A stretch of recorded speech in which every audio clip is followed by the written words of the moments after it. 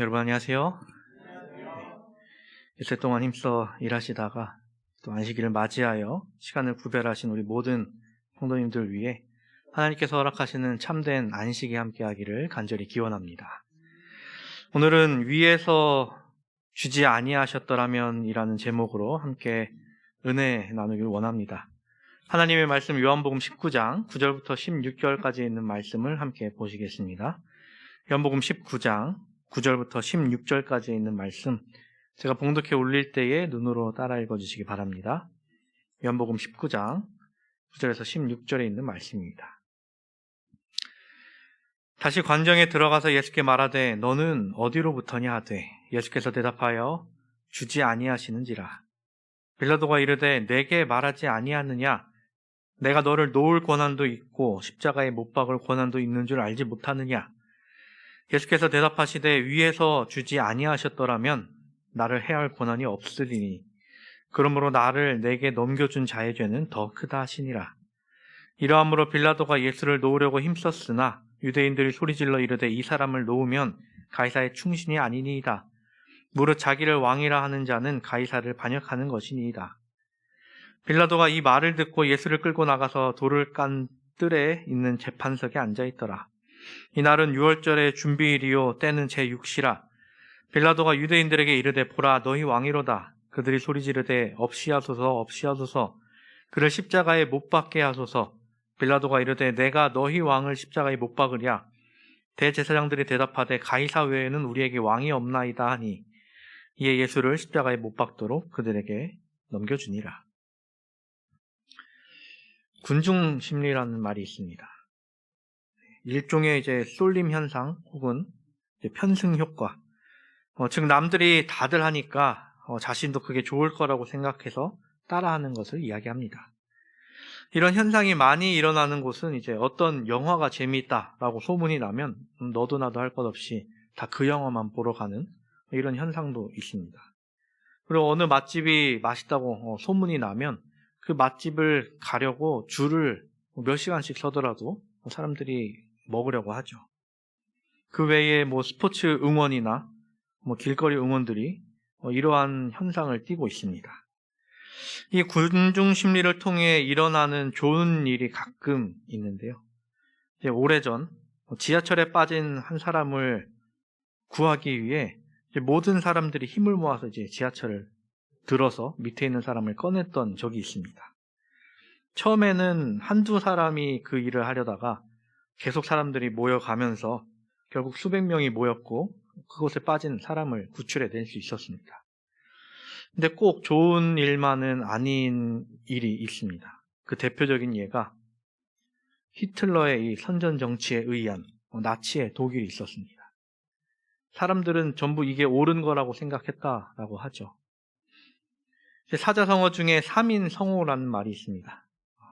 3명이 모이면 없는 호랑이도 만들어낸다라는 것이죠. 그래서 이런 현상을 항상 경계해야 하는데 또 이 심리를 이용하는 사람들이 있기도 한다는 것입니다. 이 일은 어느 나라나 비슷하게 조심해야 되는데 특히 민주주의 국가들이 더 조심을 해야 한다고 이야기하죠. 왜냐하면 어떤 죄인에 관한 판결을 할 때 군중과 민중의 의견이 들어가게 되면 그 판결을 해야 되는 사람이 올바른 판단을 할 수 없기 때문입니다. 그래서 민주주의에서 사법권에 한해서는 이 민주주의라는 것을 배제하고 있죠.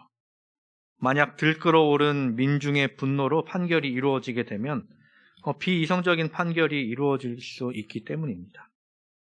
게다가 또 중요한 것은 민중이 언제나 옳지는 않다는 것이죠. 쉽게 끌어올랐다가 쉽게 가라앉기도 하고 자신의 일이 아니기 때문에 아니면 그만이라는 생각을 갖기 쉽다는 것입니다. 그래서 법원에서는 최대한 이성적으로 판결하기 위해 사법부를 독립적으로 두고 증거재판주의를 아주 중요하게 이야기를 하고 있습니다. 게다가 나라에 의해 정당한 권리를 부여받은 법관들이 법률에 따라 판결하고 있다는 것이죠. 그래서 검사의 기소가 이루어지면 피고인은 자신을 변호할 권리를 갖게 되고 그 모든 과정을 따라 법정에서 시시비비가 가려진다는 것입니다. 오늘의 본문도 이와 관련이 있습니다. 예수님께서 재판을 받으시는 과정 모두를 살펴봤을 때 앞서 이야기했던 이 모든 일이 없었다는 것이죠. 로마라는 국가는 우리가 지금으로부터 약 2000년 전 이야기지만 고대 국가임에도 불구하고 이 법이라는 것이 정해져 있던 나라였습니다. 유대라는 국가 또한 하나님께서 이스라엘 백성들에게 주신 율법이 있었죠. 근데 오늘 보는 예수님의 재판 과정은 로마의 법이나 하나님의 율법이 전혀 보이지 않는다는 것입니다. 우선 예수님의 죄가 무엇이었습니까? 유대인들에게 있어서 예수님의 죄명은 신성모독이었습니다. 근데 예수님께서 로마 법정에 서게 만든 죄명은 국가내란죄 혹은 반역, 미수와 같은 죄였습니다. 만약 검사가 기소한다라고 한다면 이제 신성모독은 로마에서 죄로 인정하지 않습니다. 그렇기에 이제 반역으로 기소를 한 것이죠. 이런 식으로 죄명을 틀리게 기소를 하면 어떻게 될까요? 지금 상황이라고 따지면 동일한 범위 내의 범죄 행위에 의한 기소가 아니면 기소 중지가 이루어지게 됩니다. 애초에 재판이 열릴 일이 없어진다는 것이죠. 아무리 지금으로부터 2000년 전의 일이라고 해도 최대 사형에 이르는 이 재판이 너무나도 허술하게 진행됐다라는 것입니다. 또 예수님의 죄명에 따른 처벌은 어떠할까요? 유대인의 율법에 따를 것 같으면 신성모독의 경우 돌로 쳐 죽여야 되는 것이 맞습니다. 로마의 법에 의하면 반역의 경우 십자가형에 처해지는 것이 맞죠. 근데 원래라면 예수님은 유대 사람이라면 돌로 침을 받아야 하는데 십자가에 달리신 것으로 유대인들의 율법이 올바로 지켜지지 않았음을 우리는 볼 수 있습니다. 이런 상황 속에서 빌라도는 고민에 빠지게 됩니다. 빌라도가 보기에 그 예수라는 사람이, 지금 내 앞에 있는 이 예수라는 사람이 국가 내란이나 반역을 꾀하는 자로 보였을까요? 아니었습니다. 아무리 봐도 그렇게 보이지 않았을 뿐더러 그가 이미 알고 있는, 이미 수집해 놓은 정보에 의하면 전혀 관련이 없었다는 것입니다. 근데 지금 자기는 예수님이 반역인지 아닌지를 결정해야 하는 상황에 놓여 있는 것이었습니다. 그래서 빌라도는 유대인들을 회유할 방법을 찾죠. 처음에 18장 후반부를 보면 이제 유월절이니까 죄수 한 명을 풀어주겠다. 살인자 바나바냐 아니면 예수냐라고 유대인들에게 물어보죠. 여기서 빌라도는 예수님이 예수라는 사람이 풀려나기를 원했을 것입니다. 하지만 유대인들이 원한 사람은 누구였죠? 바나바였습니다. 빌라도는 자신의 계획이 벗어나게 되자 또 다른 계획을 세웁니다. 예수님을 이제 채찍질한 후에 어느 정도 타협을 보려고 하죠. 하지만 이 또한 통하지 않았습니다. 그런 가운데 유대 지도자들은 이제 빌라도를 압박하기 시작합니다. 빨리 판결을 내려라 라는 것이죠. 이제 6절을 보면 빌라도는 나는 이 사람에게서 죄를 찾지 못하겠으니 너희가 데려가서 십자가에 못 박든지 하라 라고 이야기를 합니다. 그랬더니 유대인들은 당신이 판결을 해야 된다라고 압박을 하죠.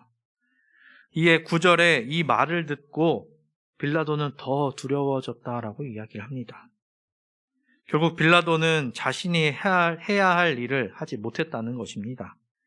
물론 그가 놓인 상황이 어느 정도 이해가 되지만 그가 올바른 판단을 하지 못한 것은 변함이 없는 것이죠. 그렇지만 이런 상황을 만들어낸 자는 빌라도라기보단 유대인들에 의해서가 맞다는 것입니다. 우리가 가진 성경 중 이제 우리 교단에서 나온 성경이 아닌 다른 성경책을 보면 이제 앞이나 뒤에 사도신경이 써 있습니다. 우리 교회는 사도신경의 기원이 이제 카톨릭이기 때문에 이것을 따로 외운다거나 중요하게 여기지는 않습니다. 그런데 사도신경 중간 부분을 보면 본디오 빌라도에게 예수님이 고난을 받았다라는 문구가 있죠. 이러한 연유로 교회를 조금 다녔던 사람은 이 빌라도에 의해서 예수님이 고난을 받으셨다, 십자가에 달리셨다라고 생각합니다. 근데 실제로 우리가 성경 말씀을 살펴보면 빌라도보다는 유대인들에 의해서 받은 영향이 훨씬 더 크다라는 것입니다. 물론 빌라도가 본인이 해야 할 일을 하지 못한 것이 큰 이유 중에 하나지만 빌라도보다 더 큰 영향은 유대 지도자들과 그들에게 동조한 무리에 의해서였다는 것입니다. 예수님께서는 유대인을 포함한 이 땅의 인간들을 위해 오셨습니다. 하지만 그 인간의 손에 죽임을 당하신 것이죠. 빌라도는 이제 예수님을 데려와서 회유를 하기 시작합니다. 왜냐하면 이 지금 말도 안 되는 상황 가운데 예수님은 모든 것을 받아들이신 것 같이 행동하셨기 때문이었습니다.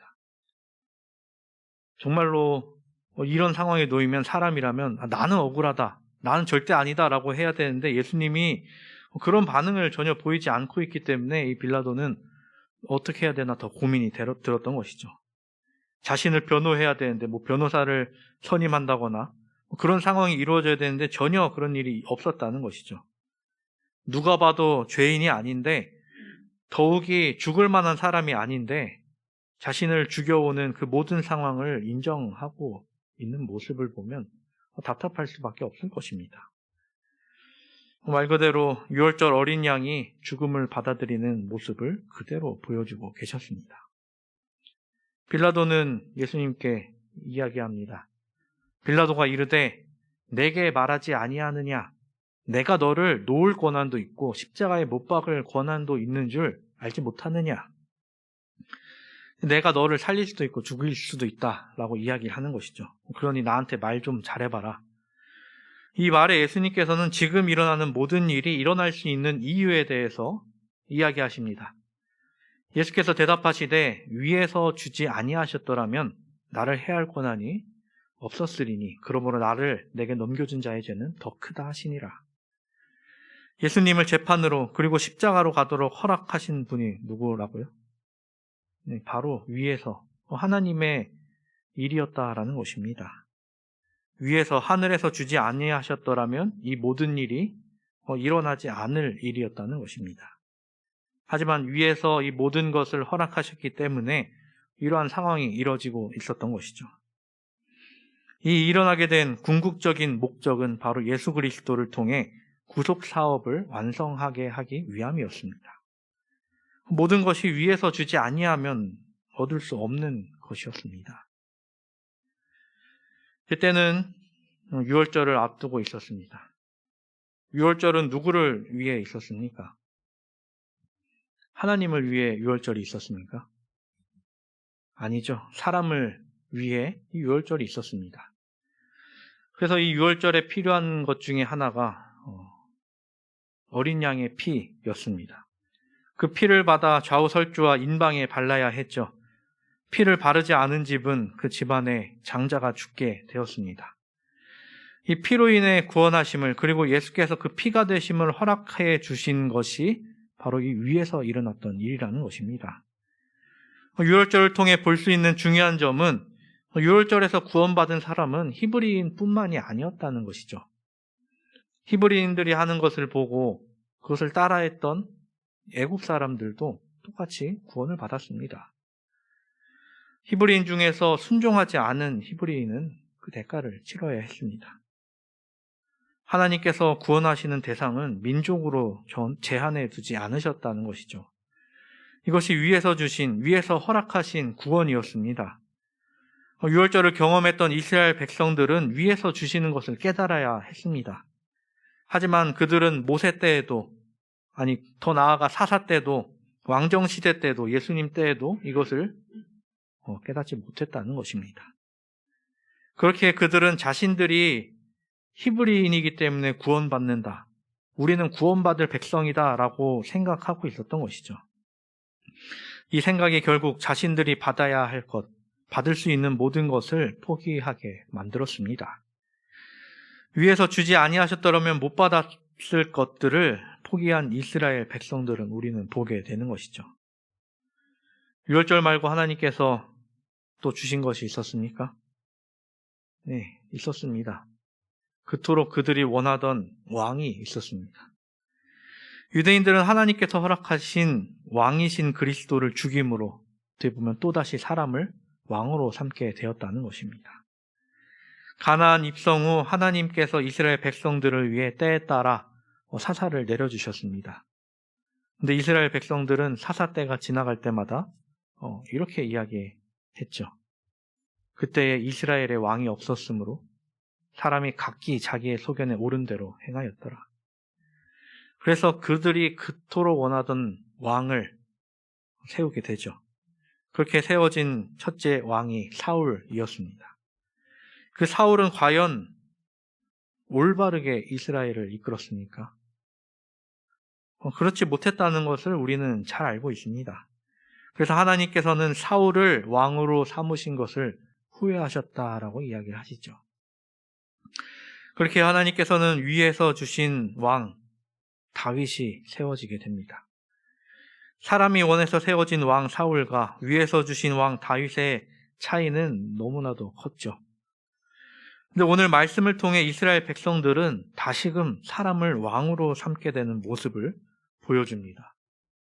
본문 14절과 15절에 이렇게 이야기하죠. 이 날은 6월절의 준비일이요 때는 제6시라 빌라도가 유대인들에게 이르되 보라 너희 왕이로다. 그들이 소리 지르되 없이하소서 없이하소서 그를 십자가에 못 박게 하소서. 빌라도가 이르되 내가 너희 왕을 십자가에 못 박으랴. 대제사장들이 대답하되 가이사 외에는 우리에게 왕이 없나이다 하니. 자신들의 왕이 누구라고 이야기합니까? 네, 가이사 외에는 우리에게 왕이 없다라고 이야기를 합니다. 여기서 가이사라 하면 이제 로마 황제를 지칭하는 말이죠. 즉 그들은 로마의 황제를 자신들의 왕으로 인정하는 모습을 보여주고 있는 것입니다. 원래라면 유대의 왕은 누가 되어야 합니까? 첫째로는 당연히 하나님이 유대의 왕이신데 하나님께서는 유대의 자손 중에 왕을 삼으셨죠. 또 유대의 자손이 여럿 있지만 누가 정당한 왕의 후손입니까? 다윗의 후손이 왕으로서 정당한 핏줄이죠. 그런데 지금 유대인들은 하나님도 버리고 다윗의 후손도 버렸습니다. 그리고선 자신들의 왕을 인간으로 그리고 세상의 왕을 자신들의 왕으로 섬기겠다라고 이야기를 하고 있는 것입니다. 화이트 선지자는 이 상황을 이렇게 이야기합니다. 이와 같이 한 이방인 통치자를 저들의 왕으로 선택함으로 유대 민족은 신정에서 물러났다. 그들은 하나님이 저들의 왕이 되는 것을 거절하였다. 그때부터 그들에게는 구원자가 없었다. 가이사만이 저희의 왕이었다. 제사장들과 교사들이 백성들을 이렇게 인도하였다. 이것과 그에 뒤따른 무서운 결과에 대한 책임은 저들에게 있다. 한 민족의 죄와 멸망은 그 민족의 종교적 지도자들 때문이었다. 그들은 하나님의 독생자도 죽였으며 다윗의 자손도 십자가에 못 박았습니다. 이렇게 유대인들은 자신들이 마땅히 누려야 할 하늘에서 주신, 위에서 주신 것들을 전부 버리고 만 것이죠. 그렇다면 우리는 어떠한 삶을 살아가고 있습니까? 혹시 위에서 주신 것들을 분명히 감사히 여기며 그것을 또 잘 지키며 살아가고 있습니까? 아니면 혹은 가끔 무시하기도 하며 나의 상황에 맞추어 그때그때 원할 때만 인정하고 있지는 않습니까? 유대 지도자들에 의해 선동당해 이유 없이 분노한 군중들이 있었습니다. 그리고 그 군중들에 휘둘려 자신이 해야 할 일을 하지 못한 법관이 있었습니다. 모두가 이성적인 판단을 하지 못하는 그 상황 가운데 그곳에는 사람이라고는 없어 보였습니다. 하지만 그런 가운데 모든 것을 올바로 인지하고 잘못된 상황을 바로잡기보다 자신이 해야 할 일을 올고지 한 사람이 있었죠. 그 사람이 바로 예수 그리스도이셨습니다. 위에서 주지 아니하셨더라면 일어나지 않을 일들이었습니다. 유월절도 위에서, 광야에서 먹은 만나도 위에서, 우리 예수 그리스도도 위에서, 우리의 구원도 위에서 주지 아니하셨더라면 우리에게 오지 않았을 것들입니다. 하지만 위에서 주셨기에 우리가 이 모든 것들을 누릴 수 있다는 것이죠. 자기의 구원을 자신이 만들어내려 할 때 일어난 일이 바로 오늘 본문에 일어난 일입니다. 유대인들은 결국 그들에게 주어진 구원을 버리고 자신의 능력으로, 자신의 손으로 구원을 이루려고 하고 있는 것이죠. 이 모든 일의 결과는 어떠했습니까? 우선 자신의 안위를 걱정했던 빌라도도 그렇게 걱정한 만큼의 결과를 얻지 못했습니다. 이후 그의 명예는 박탈당했고 그는 관직에서 쫓겨나게 됩니다. 또 양심의 가책과 상처 입은 자존심으로 인해 예수께서 십자가 사건을 그 이후 얼마 지나지 못하고 그는 생을 마감하게 된다라고 이야기를 합니다. 이것이 타협의 결과였습니다. 유대인들은 또 어땠습니까? 요한복음엔 나오지 않지만 다른 복음서를 보면 예수님을 넘겨받을 때 그 피를 우리와 우리 자손에게 돌릴지어다 라고 부르짖었죠. 당시에는 사람들이 자신들이 한 말을, 그 한 말의 결과를 알지 못했습니다. 하지만 그 부르짖음의 결과는 상당했죠. 자신들이 자신에게 한 저주가 결국 예루살렘의 멸망 때부터 지금까지 이어져 오고 있다는 것입니다. 하나님께서 그들을 직접 치셨는지 아닌지는 우리가 알지 못하지만 그들은 그 죄의 결과를 톡톡히 치르고 있다는 것이죠. 포도나무에서 떨어진 가지는 시들고 열매를 맺지 못해 모아서 불에 태워버림을 당합니다. 그들이 겪은 일들은 분명 안타까운 일들이지만 민족의 죄와 허물의 결과를 보는 것 같아 우리의 마음을 다시 한번 다잡게 해주기도 합니다. 사랑하는 한편통교회 성도 여러분, 세상에 엄청난 바람으로 혹은 엄청난 파도로 우리를 휩쓸어 가려고 해도 그곳에 휩쓸리지 않게 하나님을 단단히 붙잡게 되기를 간절히 바랍니다. 또 우리가 단단히 지켜야 할 것을 지킴으로 다른 영혼들이 또 우리를 붙잡을 수 있도록 굳게 서게 되기를 간절히 바랍니다. 우리는 지금 민주주의의 시대에 살아가고 있습니다. 민주주의에서 가장 중요한 원칙인 다수결을 우리가 또 지키고 살아가고 있죠. 그리고 그 다수결은 결국 승자 독식의 구조를 어느 정도 띠고 있습니다. 다수결이 매우 효율적인 것은 인정하나 무조건적으로 옳으냐 하면 또 그렇지 않은 것을 우리는 잘 알고 있죠. 다수결을 통해 누군가는 소외당하고 누군가는 상처받고 누군가는 패배하기도 하죠. 이렇게 이야기한다고 해서 민주주의를 부정하고 있는 것은 아닙니다. 하지만 우리가 가야 할 길이 다수의 길이 돼야 하는 것은 꼭 아니라는 것입니다. 우리가 가야 할 길은 다수의 길이 되기보다 옳은 길을 선택해야 한다는 것이죠. 다수에 속하려 하기보다 우리가 언제나 그 오른쪽에 하나님의 편에 서게 되기를 간절히 바랍니다. 위에서 주지 않으셨다면 누리지 못할 것들에서 우리가 누리는 것을 보는 것이 아닌 우리에게 누릴 것을 주신 그 위를 쳐다보며 살아가게 되기를 간절히 바랍니다. 예수님께서는 또 어디서 오시기 때문이죠? 또 위에서 오시기 때문입니다. 그 광경에 대해 우리는 너무나도 잘 알고 있습니다. 예수님께서 십자가에 달리시기 전 다시 오실 것을 말씀하셨는데 이에 대해 화이 선지자는 이렇게 우리에게 이야기합니다. 그리스도께서 이 땅에 다시 오실 때에는 사람들이 그분을 폭도들에 둘러싸인 죄수가 아닌 하늘의 왕으로 보게 될 것이다. 그리스도께서는 당신의 영광과 아버지의 영광과 거룩한 천사들의 영광으로 오실 것이다. 천천만만의 천사들과 탁월한 아름다움과 영광을 지닌 하나님의 아들들이 승리의 계가를 부르며 그분을 호위할 것이다. 그때 그분은 영광의 보좌에 앉으실 것이며 천하 만국이 그분 앞에 모이게 될 것이다. 모든 눈이 그분을 볼 것이며 그분을 찌른 자들도 볼 것이다. 가시관 대신에 그분은 면류관 속에 면류관이든 영광의 면류관을 쓰실 것이다.